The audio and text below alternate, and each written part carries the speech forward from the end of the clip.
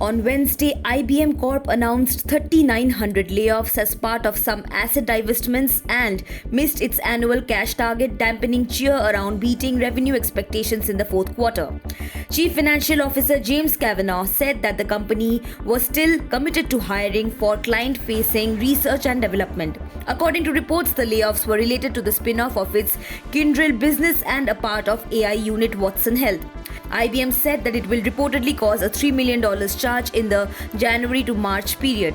Shares of the company fell by 2% in extended trading, erasing earlier gains on the largely upbeat results. Analysts said that the news of the job cuts and free cash flow miss was behind the drop.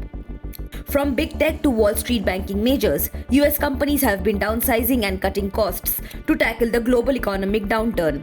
According to reports, IBM's 2022 cash flow was $9.3 billion, below its target of $10 billion due to higher than expected working capital needs. The company also predicted annual revenue growth in the mid-single digits on constant currency terms, which is weaker than the 12% it reported last year.